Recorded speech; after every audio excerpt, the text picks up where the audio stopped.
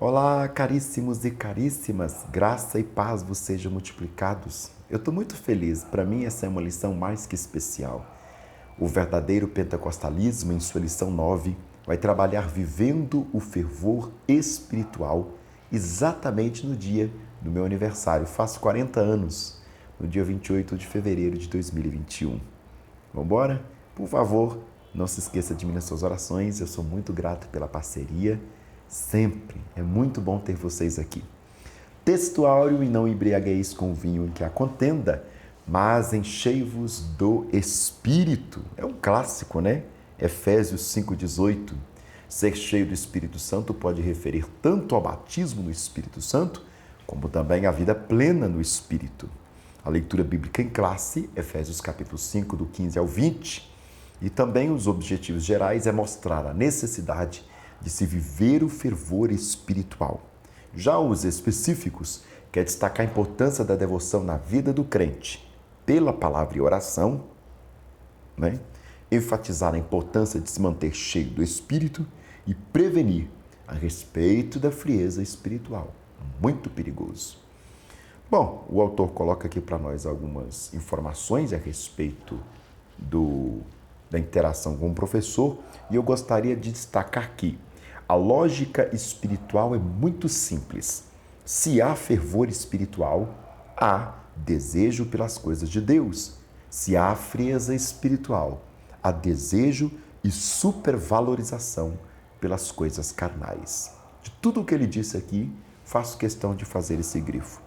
Vamos para a nossa lição? A expressão "todos foram cheios do Espírito Santo", de Atos capítulo 2, verso 4, quer dizer que todos foram batizados no Espírito Santo. Isto nós já estudamos na lição 3, mas nela aprendemos igualmente que cheio do Espírito indica também viver a plenitude ou fervor do Espírito. Vamos analisar melhor essa parte da teologia pentecostal. O primeiro tópico da nossa lição: a importância da devoção pela palavra e pela oração. É os dois pilares da teologia pentecostal, palavra e oração. Sem essas duas coisas, é impossível viver o fervor pentecostal.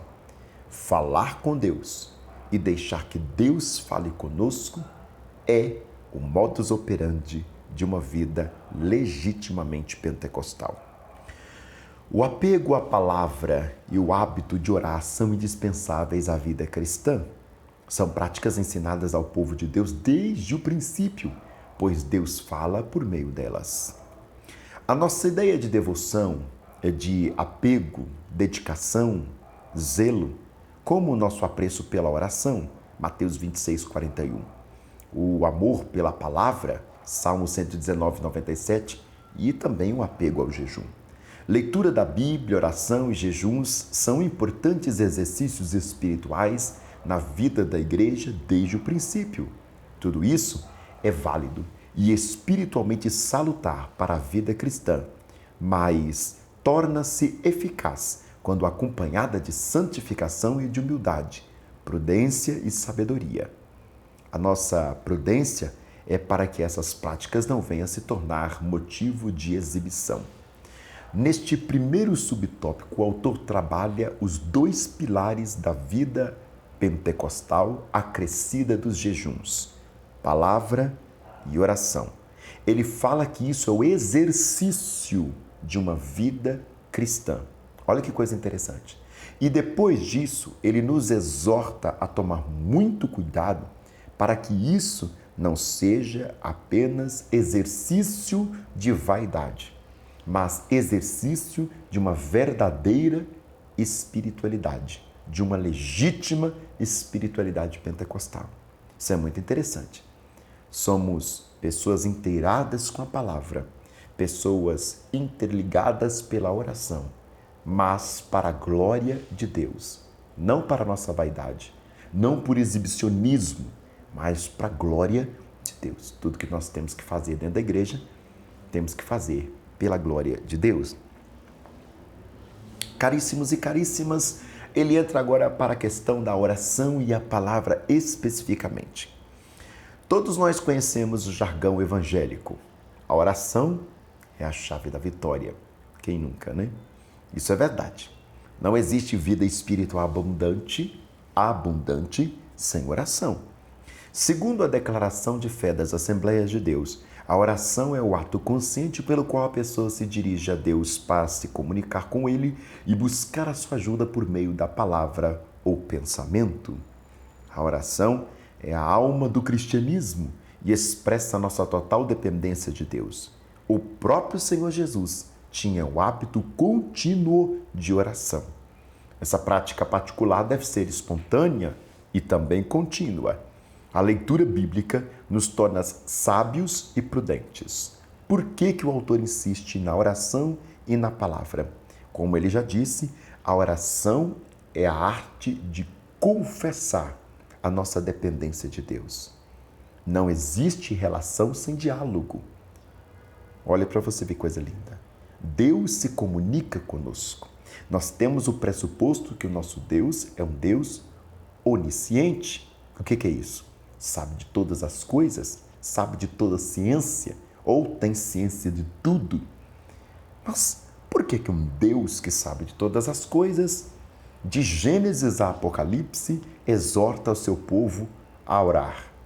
Porque a relação de comunhão se dá através da comunicação. Sem comunicação não há comunhão. É impossível o namorado mais a namorada chegar a um dia a casar-se sem conversar. É a conversa que vai cada vez mais ou distanciando ou aproximando o casal até as vias de casamento.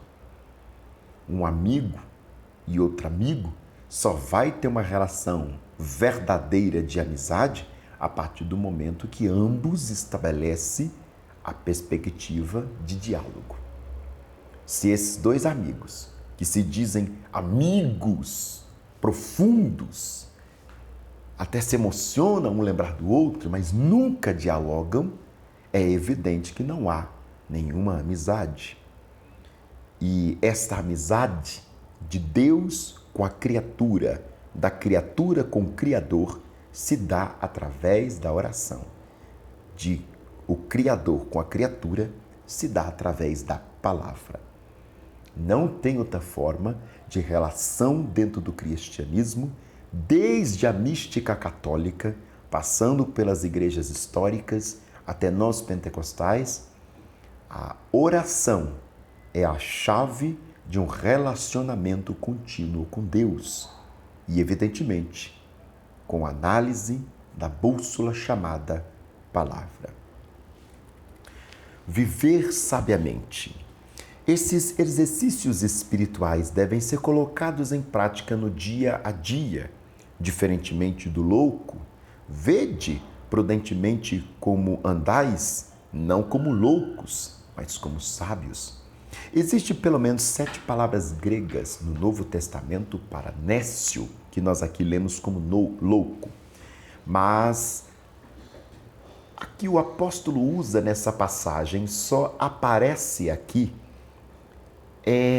azófos, tolo, sem juízo. Isso mesmo. Paulo está contrastando a sabedoria cristã que vem do Espírito com a insensatez dos pagãos. Isso se torna claro no verso 17, onde o apóstolo usa o termo afron, nécio, insensato, e acrescenta que eles não entendem a vontade do Senhor. Devemos priorizar a vontade de Deus em nossas decisões, atitudes e não focar as aparentes vantagens como faz o mundo. O modo de vida do crente não pode ser o mesmo padrão do mundo. Aqui ele trabalha a temática exegética da palavra louco, nécio, que em suma vem a significar tolo, aquele que até sabe o que deve fazer, mas faz bobagens, com o contraste do mundo. O mundo sempre tem uma justificativa para suas propostas. Já o cristão, a vida cristã é a proposta de Deus ao homem, é a proposta do cristão com Deus. Não é o chegar, mas é a própria viagem, O próprio caminho é que é o propósito. Enquanto no sentido mundano você sai de um lugar, percorre um caminho com o propósito de chegar em outro, na vida cristã, o propósito já é o caminho. O cristão em vida de oração com Deus. Deus em vida de ministração da palavra com o cristão. Isso é muito interessante. Remindo o tempo, essa frase diz mais do que parece à primeira vista. O verbo significa comprar de novo, resgatar, aproveitar o melhor possível. A palavra tempo é bem conhecida entre nós, kairos. Tempo no sentido de ocasião, oportunidade. A gente usa muito naquelas coisas, né? Este não é o tempo de Deus na sua vida. Ou este agora é o tempo de Deus na sua vida.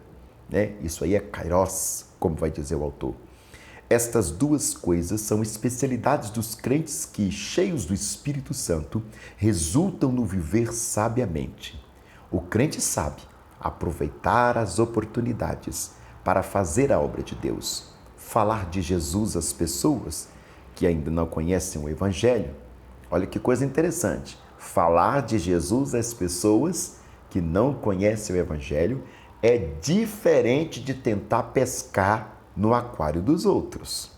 Até mesmo em circunstâncias difíceis, nós podemos dizer num transporte público, numa abordagem pessoal ou coletiva, num hospital para um determinado enfermo ou numa capelania hospitalar, num ambiente escolar, num ambiente enfim, N perspectivas que nós poderíamos adiantar a respeito dessa realidade.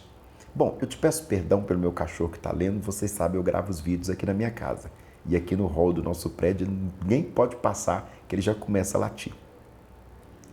Na verdade, tanto hoje como nos dias apostólicos, os dias são maus.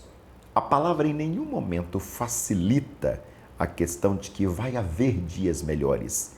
Pelo contrário, ela deixa bem claro que os dias são maus. Mas nós, enquanto igreja, lavada e remida, cheia do Espírito Santo, somos dotados de toda a ferramenta que o próprio Deus nos dá para vencer essas adversidades.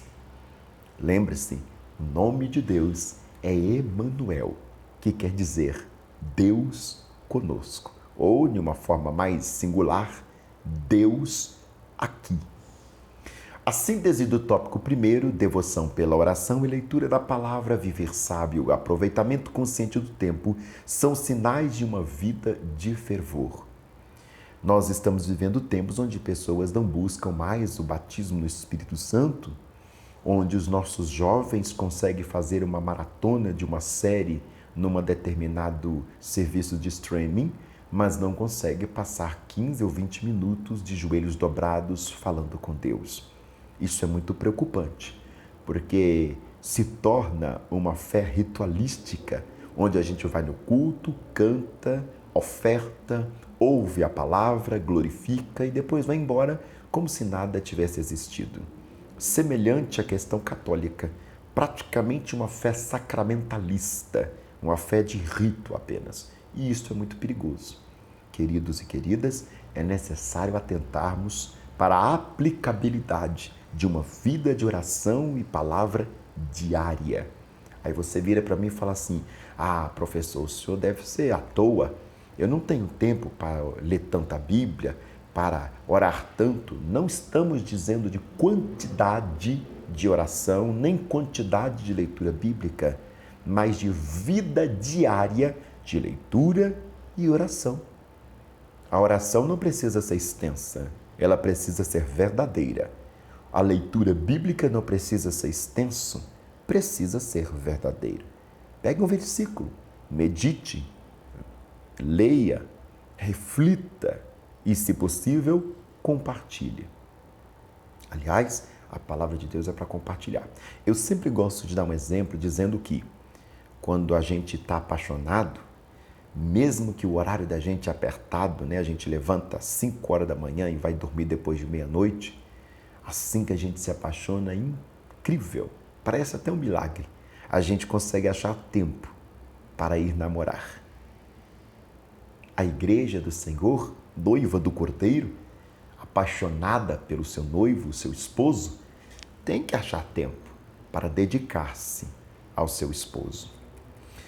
Subsídio didático pedagógico vai trabalhar aqui. Esse primeiro tópico descreve o que se espera de uma vida cristã fervorosa com base em Efésios capítulo 5.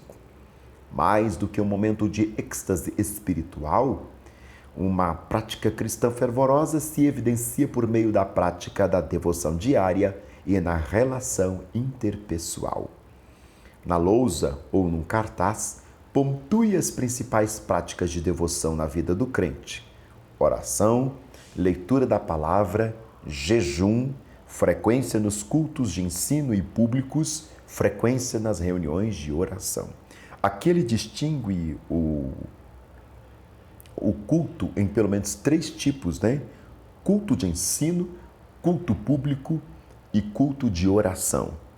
E ainda ele fala, acrescido a leitura da Bíblia e a oração, o exercício do jejum. Algumas pessoas questionam, mas o que é o jejum? Irmãos, nada mais do que quebrar a carne. Em grosso modo, claro, né? Nós não temos tempo para estrinchar isso aqui, mas em grosso modo, o jejum é quebrar a carne.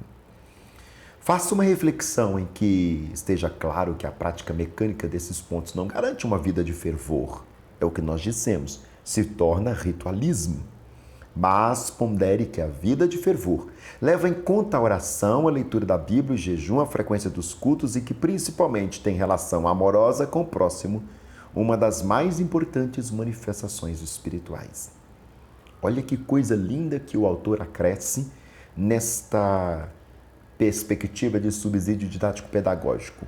No tópico primeiro, ele falou o que é uma vida de fervor. E agora ele termina dizendo: a expressão de amor com o próximo é uma das maiores manifestações de fervor espiritual. Isso é muito interessante. Compaixão, misericórdia, né? É experiência espiritual. Deus é misericórdia. Olha onde ele leva a gente. Ele vai como se fosse um progresso, né? Entra na perspectiva de oração, a perspectiva de leitura da palavra, daqui a pouco ele vem com a questão de jejuns, depois ele culmina isso na participação de 3 tipos diferentes de culto, que é o público, o culto de ensino e o culto de oração, e agora ele encerra toda a temática do primeiro tópico, acrescentando a manifestação de amor com o próximo. É muito interessante a perspectiva progressista no sentido do tema, né? Progressista, do tema progressista que o autor vai abordando dentro da realidade de vida em fervor cristão. Adiantemos um pouco mais para a importância de se manter cheio do Espírito Santo. É o tópico 2 da nossa lição.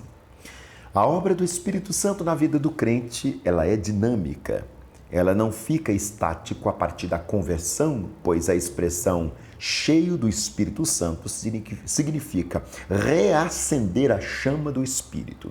Não se deve confundir com a expressão cheios do Espírito Santo. Cheio do Espírito Santo e cheios do Espírito Santo em Pentecoste são 2 coisas distintas. Vamos lá o que o autor fala. Deixa eu só molhar a garganta um pouquinho. Professor, de professor para professor, nunca se esqueça de levar água para a sala de aula, para você ministrar sempre umedecendo as cordas vocais. A gente que trabalha com a voz é de suma importância. E não vos embriagueis com o Espírito. Essa frase é como a Septuaginta traz. Não olheis para o vinho, Provérbios 23, 31. A passagem em Provérbios explica as consequências destrutivas da bebedeira e a compara com a picada de uma cobra. A palavra usada para contenda significa também devassidão ou dissolução. Dissolução. Esses termos são incompatíveis com a ética cristã. devassidão, dissolução não cabe na mesma frase de ética cristã, porque uma coisa é antônima à outra. Mas é muito comum entre os pagãos que procuram buscar a felicidade nos prazeres mundanos que resultam sempre em desgraças e, por que não dizer, e em infelicidade. Por que eu diria infelicidade? Se as buscas pagãs traz de certa forma alegria. Infelicidade porque é uma alegria momentânea. Ela é passageira. Quando termina, vai embora a alegria. Quando termina o álcool, vai embora a alegria. Quando termina, a manifestação do efeito da droga no corpo de uma pessoa, a alegria termina. Quando termina a farra do carnaval, a alegria termina. Já a alegria do cristão, ela é constante, diária, pois trabalha a relação concomitante, Deus e o homem, o dia todo, todo dia. E Deus infinito, tudo que vem dele, infinito é. Mas enchei-vos do Espírito. Essa expressão indica renovação, novo enchimento do Espírito. A ação do Espírito na vida cristã não é estática, nem mesmo momentânea, como nós dissemos no tópico anterior. Nele somos renovados no nosso dia a dia. Essa experiência acontece reiteradamente em nossos dias e isso vem desde os Pentecostes. Desde o Pentecostes, corrigindo aqui. Os discípulos já tinham o Espírito antes do Pentecostes, João 20, 22. E, inclusive, já eram salvos, Lucas 10, 20. Todos os crentes em Jesus, pentecostais e não pentecostais, batizados no Espírito Santo e não batizados no Espírito Santo, têm o Espírito Santo. Olha que amadurecimento deste nosso autor. Eu não imaginaria uma lição dessa há uns 20, 25 anos atrás. Jamais imaginaria uma lição dessa. Agora ele abre a perspectiva de corpo de Cristo para além dos muros das Assembleias de Deus. Vou ler de novo. Todos os crentes em Jesus, pentecostais ou não pentecostais, batizados ou não no Espírito Santo, têm o Espírito Santo. E ele fundamenta essa vertente em 1 Coríntios 3,16 e Gálatas, capítulo 3, do 2 ao 5. O apóstolo se refere à plenitude do Espírito Santo em, abre aspas, enchei-vos do Espírito, fecha aspas, que é a característica típica dos pentecostais. Tem um pregador que vai dizer, né? Pentecostal que não faz barulho está com defeito de fabricação. Perdoe o trocadilho, mas vocês sabem muito bem de que eu estou falando. Não confundir com o batismo no Espírito Santo. Isso já foi estudado na lição 3, como o autor já avisou, e em outras passagens, cheios do Espírito Santo, diz respeito ao batismo no Espírito. Aí na lição veio errado, né? Diz respeito ao batismo o Espírito. Na verdade, ele quis dizer, diz respeito ao batismo no Espírito. Atos 2, verso 4, 9, verso 17. Mas não é o caso em Efésios 5,18. O batismo no Espírito Santo é uma experiência distinta da conversão. O significado de palavras e expressões bíblicas na Bíblia pode ser entendido e interpretado à luz do seu contexto. Observe a frase, abre aspas, então Pedro, cheio do Espírito Santo, lhes disse, Atos 4:8. Ora, Pedro foi batizado no dia de Pentecostes. Logo, a expressão mostra a dinâmica do Espírito na vida do apóstolo. Da mesma forma, o trecho, abre aspas, Saulo, que também se chama Paulo, cheio do Espírito Santo, Atos 13, verso 9. Fala de alguém já batizado no Espírito Santo, Atos 9, 17 e 18. E é evidente que cheio do Espírito Santo se refere à plenitude do Espírito. Em síntese, o tópico 2, de uma forma muito singela, nos ensinou que viver cheio do Espírito é o oposto de viver em contendas, confusões e devassidão. Ser cheio do Espírito não combina com a embriaguez do vinho. Isso mesmo. As pessoas que gostam de contenda, de disse-me-disse, de debate, irmãos e irmãs, se tem uma coisa que eu detesto, é debate teológico. Debate teológico é literalmente o oposto da Escritura. Porque quando se debate, pressupõe que cada uma das partes sabe alguma coisa. Logo, ninguém ensina para ninguém. Vai apenas discutir para ver quem vence com a réplica e a tréplica. E isto, o denominador comum, é apenas uma vaidade e não a edificação do corpo. Ou seja, completamente desnecessário. Não há nenhuma instrução, nem de Jesus, nem dos santos apóstolos, para o debate teológico ou o debate doutrinário, mas para ensinar. Ensino e evangelização é o propósito da igreja. Traduzindo, quando a igreja ensina, quando a igreja evangeliza, é a igreja sendo igreja. Vamos ver o que ele coloca aqui para nós no subsídio teológico? Muito interessante. O primeiro foi bem interessante. Vamos ver o segundo. Todos eles, na verdade, são subsídios teológicos, mas cada um ganha um nome diferente, né? Para ampliar a percepção de oposição entre ser cheio do Espírito e embriagados de vinho, ser cheio do Espírito Santo, no capítulo 5, do 18 ao 21, toda essa sessão, do capítulo 4, verso 17 ao 5, verso 21, contém uma série de contrastes, começando com antes e depois, contrapondo os gentios que convertidos vieram a conhecer a Jesus Cristo. Outro contraste ocorre novamente em 5,18, embriaguez versus plenitude espiritual. A embriaguez é uma obra das trevas e consequência da natureza pecaminosa. Isto não é uma doença. O autor deixa claro que melhor responde por esta aparência aqui. Os tempos dos dois imperativos em 5,18 indicam as seguintes mensagens. Nunca façam assim, referindo-se à tolerância para com a embriaguez. E sempre façam assim em relação a encher-se do Espírito Santo. Gordon Fee, 721 a 22, observa que o verdadeiro significado do segundo imperativo não é usual. Abre aspas. Paulo não diz, sejais cheios do Espírito.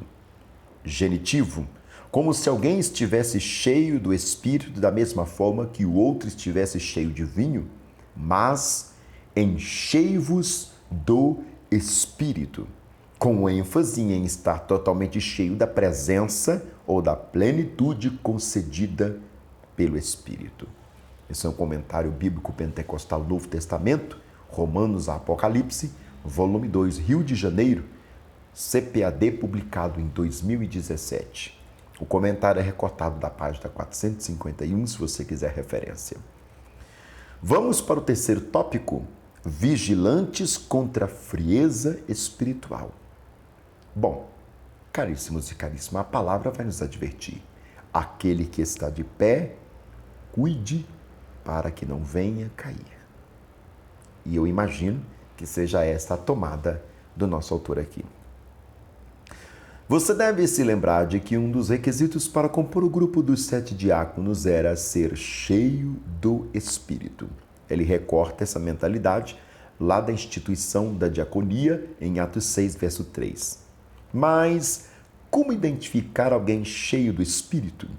O apóstolo apresenta pelo menos 3 características: o testemunho transbordante, a vida de gratidão e de submissão. Meu Deus, agora é que a coisa vai apertar. Porque se nós temos uma boa perspectiva hoje de igreja, nós entendemos que submissão é algo praticamente ausente. Claro, onde não há temor, não há respeito. Talvez seja o problema do temor ou a ausência do temor em nosso meio é que levou embora a submissão. Vamos trabalhar o primeiro então. Testemunho transbordante. É um sinal evidente. Os cânticos são expressões de alegria e de louvor a Deus, além da função de instruir a igreja. Os cristãos expressavam por meio dos hinos seus anseios, suas esperanças, aquilo que acreditavam estar inspirado na vida dos personagens bíblicos e nas promessas divinas. Os salmos são o saltério de Israel, o livro dos salmos aos quais o Espírito dava uma vida nova. Muitos deles são adaptados à música ainda hoje no judaísmo e até no cristianismo. Os hinos são uma referência às primeiras composições cristãs e lamentamos o fato de não terem sobrevivido, mas algumas de suas estrofes estão no Novo Testamento. Filipenses capítulo 2, do 5 ao 11 é um bom exemplo. Os cânticos espirituais, palavras não premeditadas cantadas no Espírito durante a adoração, são um poderoso meio de edificação que contribui para a glória de Deus. Colossenses capítulo 3, verso 16. Não se esqueça que cânticos espirituais não é um cantar em línguas em cima de uma melodia já existente. Por exemplo, se eu começasse a cantar chuva de graça, chuva pedi ao Senhor, só que em línguas, isso não é realidade, não é assim que essa ministração acontece. Os cânticos espirituais são de letra e melodia desconhecidos. Isso é muito interessante, irmãos. Vamos crescer na graça e no conhecimento de Deus. As ministrações são lindas, desde que exercidas à luz da Escritura. Dar graça em tudo. Essa é a vontade de Deus e deve ser a marca de todos os cristãos. 1 Tessalonicenses 5:18, ser cheio do Espírito nos leva a uma vida alegre, dando sempre graças a Deus em tudo, ao nosso Deus e Pai, em nome de nosso Senhor Jesus Cristo. Efésios 5:20. O Espírito Santo nos capacita a levar uma vida de gratidão. Gratidão a Deus centrada na pessoa de Jesus Cristo. Há diversas passagens tripartidas no Novo Testamento. Mateus 28:19, 1 Coríntios 12, do 4 ao 6, 2 Coríntios 13:13, Efésios 4, do 4 ao 6 e 1 Pedro, do 1 ao 2. Onde o Espírito Santo aparece com o Pai e com o Filho, e a passagem que estamos analisando é uma delas, versículos 18 ao 20. Agora, no terceiro subtópico do terceiro tópico, nós vamos trabalhar talvez a parte mais dolorosa dessa lição: sujeição. Sujeição é quebrantamento e humildade expressam bem esta plenitude do Espírito. A submissão é outra consequência de uma vida na plenitude do Espírito, pois o Espírito nos capacita a essa sujeição. Eu não sou sujeito aos meus pastores e líderes porque eu os amo. Eu sou sujeito aos meus pastores e líderes porque eu os amo e o Espírito Santo me convence de tal comportamento. Uma vida cheia do Espírito faz com que a submissão não seja algo doloroso, pelo contrário, seja algo em amor, em louvor ao Senhor.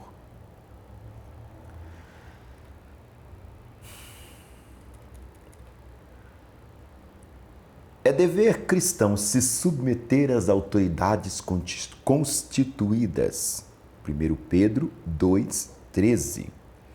Lembre-se que submeter às autoridades constituídas não nos faz calar a crítica.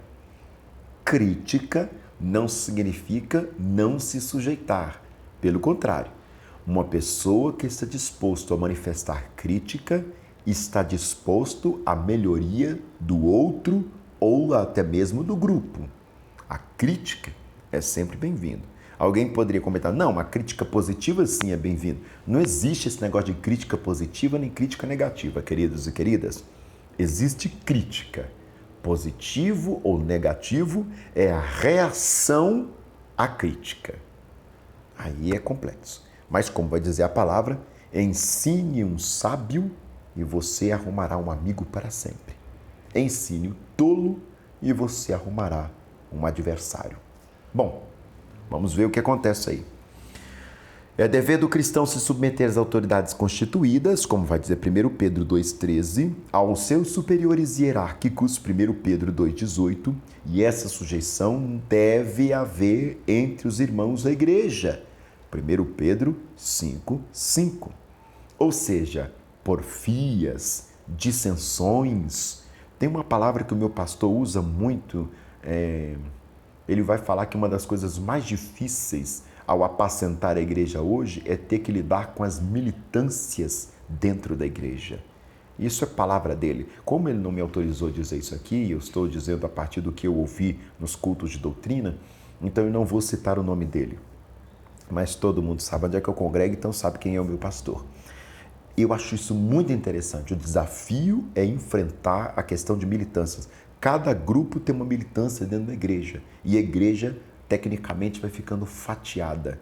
E ele vai dizer, isso é uma dificuldade dos tempos modernos. Cada um pensa de um jeito. Nós estamos vendo, em se tratando de militância agora, aproveitando o gancho dessa frase, vendo até mesmo igreja dividida em defender politicamente a esquerda e politicamente a direita. Então, você imagina a situação que o povo está ficando. Nós não podemos esquecer que nossa esperança é Jesus Cristo. Tudo é temporal. Sujeitar aqui, também fala de interceder. Eu me sujeito aos meus líderes políticos, aos meus líderes eclesiásticos, aos meus líderes trabalhistas, no sentido de oração por eles. Eu sou intercessor da vida deles. Esse canal só está de pé porque tem pessoas de joelho dobrado intercedendo ao Senhor para nos capacitar, para nos animar. É por isso que esse canal está de pé. Nós temos que entender que a sujeição aí, quando você para ouvir um professor, que a maioria das pessoas nem me conhece pessoalmente, são pessoas até de fora do país, nós estamos entendendo o quê? Deixa eu ver o que ele contribui, deixa eu ver o que ele acrescenta aqui nessa lição. E é muito interessante quando, a partir disso, os irmãos começam a testemunhar. Muito obrigado, isso aqui veio de encontro, muito obrigado, isso aqui é uma bênção, ou muito obrigado, isso aqui foi exatamente o que eu precisava ouvir neste momento. Enfim, isso são sujeição. Sujeitar uns aos outros é o que ordena uma das cartas, A síntese do tópico primeiro, o testemunho transbordante, a vida de gratidão e submissão, identifica um crente cheio do Espírito. Um cristão que não ouve ninguém, dificilmente é um cristão sujeito. Na verdade, ele é insujeito a ninguém, insubmisso. Subsídio da vida cristã. Vou ler aqui rapidamente para a gente concluir, o vídeo já está bem estourado. A minha proposta é sempre fazer vídeo de no máximo 30 minutos. Mas ouça a terceira, marca do Espírito. Sujeitando-vos uns aos outros no temor de Deus, creio que a melhor prova de que alguém está cheio do Espírito é o aquebrantamento e a humildade. Eles não são opção, são pontos que tornam fácil sujeitarmos uns aos outros. Em meu ministério de ensino, encontro uma grande diferença nas pessoas. Quando você leva a palavra de Deus a certas pessoas, elas ficam ofendidas, outras dizem, não concordo com você. E muitas não se deixam ensinar. Mas quando estão cheias do Espírito Santo, mesmo, também estão dispostas a aprender. Você pode falar em muitas línguas, mas se não tem o Espírito pronto a aprender, eu pergunto, que tipo de Espírito é esse que você tem? Pergunta o autor. Os professores não são perfeitos em seus ensinamentos. Às vezes, e eu até me incluo neste aqui, são falhos. Às vezes você pode até ter o direito de questionar e dizer que discorda, mas se você tem o Espírito de Deus, irá questioná-lo com mansidão num tom fraterno, contributivo. Ao invés de ficar ofendido e sair zangado, você chegará até o professor com espírito dócil e cortês e dirá, abre aspas, talvez eu não tenha entendido muito bem o que o senhor ou não tenha captado o sentido. Como é maravilhoso esse espírito de sujeição de uns para com os outros no temor do Senhor. É um recorte de Donald D. Como receber o batismo do Espírito Santo, vivendo e testemunhando com poder, publicado pela CPAD em 2013. Eu não preciso dizer mais nada depois disso aqui. Isso aqui ficou fantástico. O autor é muito maduro na abordagem até chegar ao clímax final. Conclusão: o significado de encher-vos do Espírito Santo é ter a vida cristã na plenitude do Espírito. Isso desenvolve todos os aspectos da nossa vida, desde os cultos até o lar, desde o lar até o trabalho e a sociedade. E por meio desses testemunhos é possível observar quem é, de fato, cheio do Espírito Santo. Posso sugerir uma lição? Primeiro, a lição interna, autoexame. Examine, pois, o homem a si mesmo. Somos, de fato, professores cheios do Espírito Santo? Crentes cheios do Espírito Santo? Isso é um autoexame. É uma pergunta que deve ser feita primeiro de mim para mim mesmo. E depois, proponha à turma. Você é cheio do Espírito Santo? E como saber se somos cheios ou não? A lição nos deu todas as diretrizes para ser entendido de fato que somos ou não. Se estamos transparecendo ser cheios do Espírito ou não. Que o Senhor possa ter misericórdia.